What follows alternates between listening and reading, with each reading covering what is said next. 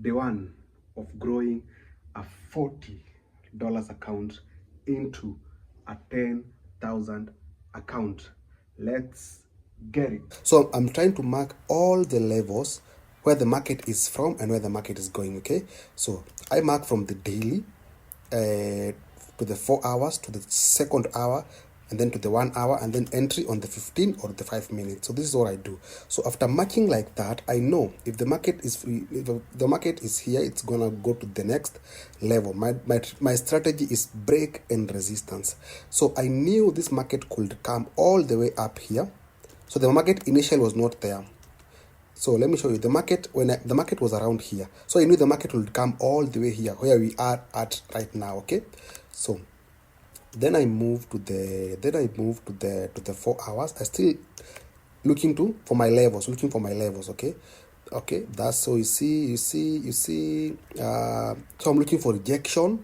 Yes, break and see rejection here, rejection here, rejection here, rejection here. That's a very good zone. Okay, so see rejection here, rejection here, rejection here, another rejection here, rejection here, rejection here. So I'm good with those zones. Okay, so I keep on marking my zones. Okay, so I continue marking the zone, my zones, until I get where I'm gonna enter from. I'm gonna enter the market from. Okay, so keep marking my zones like this. Okay, I keep marking the zones like that, and then this one I can bring it. No, I can put this one here, so you can get several rejections. You see rejection right here, another rejection here, rejection here, rejection here from the downside, rejection from the upside here. So this is a good level. Okay, that's the 4 hours time frame. Okay, then I go down to the 1 hour time frame. This is where I'm gonna wait for my market now. Okay, so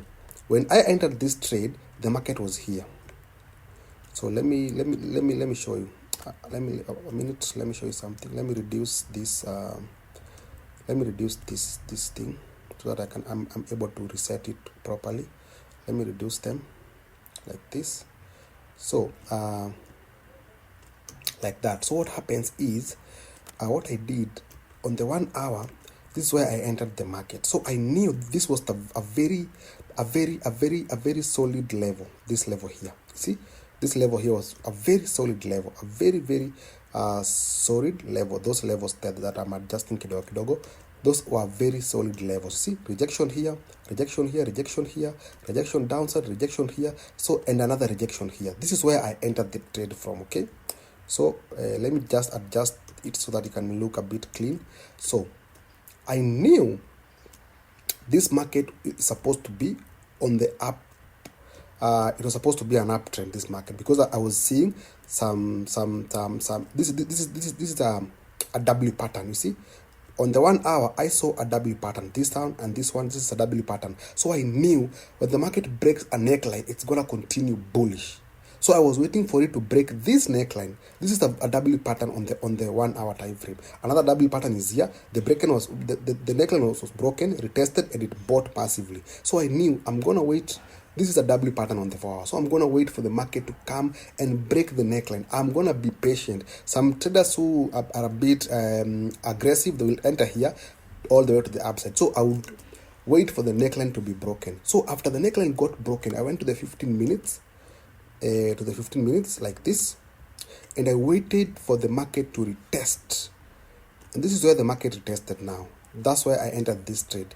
This is where the market retested. You see, so once I saw this retest here, you see, I saw a retest, this retest here, a break above this neckline and a retest. That's why I entered this market. Okay, I entered this market from here. I was targeting 60 pips. So I knew the market would go all the way to the upside, but I was targeting 60 pips to get $15.